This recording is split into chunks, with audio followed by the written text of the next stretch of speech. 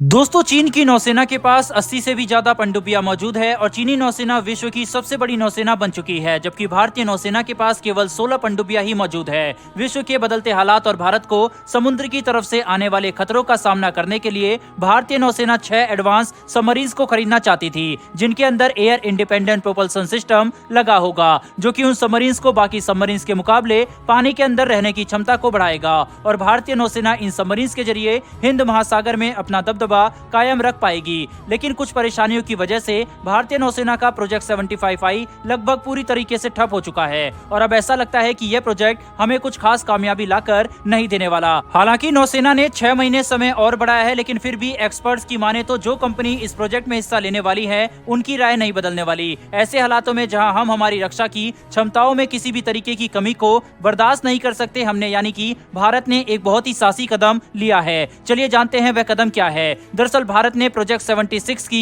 शुरुआत कर दी है, जिसके तहत हम लोग जिस तरीके की पनडुब्बियों को इन बाहरी देशों से खरीदने वाले थे, अब हम इन पनडुब्बियों को भारत में ही स्वदेशी तकनीक के साथ विकसित करेंगे और इसके अंदर एयर इंडिपेंडेंट प्रोपल्सन सिस्टम भी लगाएंगे, जो कि बाहरी कंपनियां हमारे साथ साझा नहीं करना चाहती थी। यानी कि हम लोग ये समझ सकते हैं कि जो चीज ये बाहरी कंपनियां हमें नहीं दे पा रही थी, हम वह अब खुद ही अपने देश में बनाने वाले हैं। भारत की नेवल डिजाइन ब्यूरो जिस कन्वेंशनल डीजल इलेक्ट्रिक सबमरीन के ऊपर काम कर रही है, वह सबमरीन अगले 1.5 साल में अपने डिजाइन फेज को पूरा कर लेगी, यानी कि उस सबमरीन का डिजाइन बनकर तैयार हो जाएगा। लेकिन अभी ये बात साफ नहीं हो पाई है कि भारत जो पहले से प्रोजेक्ट 75I चला रहा था उसका क्या होगा। क्या प्रोजेक्ट 76 प्रोजेक्ट 75I के बदले में किया जा रहा है या फिर ये दोनों प्रोजेक्ट एक साथ चलने वाले हैं, इसके बारे में अभी तक कोई जानकारी नहीं आई है। आपको ये बात जानकर हैरानी होने वाली है कि पहले भी DRDO ने भारतीय नौसेना को conventional diesel electric submarine Bharat में ही बनाकर ऑफर करने का सुझाव दिया था, लेकिन भारतीय नौसेना ने DRDO के ऑफर को नहीं माना था। वहीं पर इसके बावजूद भी naval design bureau super Kalvari class submarine के ऊपर काम कर रहा है, जो कि मौजूदा स्कॉर्पियन क्लास सबमरीन का ज्यादा अपग्रेडेड और खिंचा हुआ रूप होने वाला है। यानी कि भारत स्कॉर्पियन क्लास सबमरीन का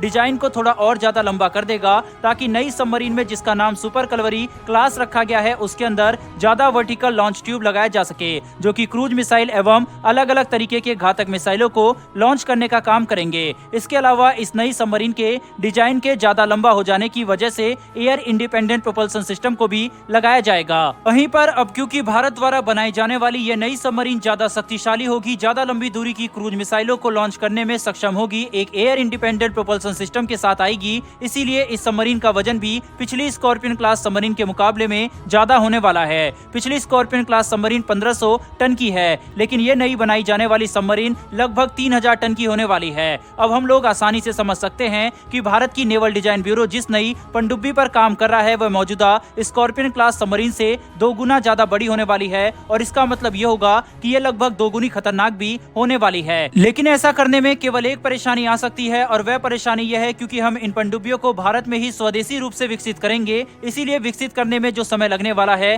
तब तक भारतीय नौसेना के पास इन सबमरीन्स की कमी रहेगी। यानी कि हम हमारी रक्षा क्षमताओं में कुछ समय के लिए कटौती कर रहे होंगे, जो मौजूदा हालातों को देखते हुए बिल्कुल भी सही नहीं लगता। बहरहाल दोस्तों, बढ़ते हैं दूसरी खबर की तरफ, जो कि हमारे पड़ोसी देश भूटान से निकल कर आ रही है। और खबर यह है कि भूटान अपने सारे पुराने मतभेद भुलाकर चीन के साथ एक नई शुरुआत करना चाहता है, जिससे भूटान को विकसित होने के लिए जितना लोन और पैसा चाहिए होगा ये सब चीन से मिल सके।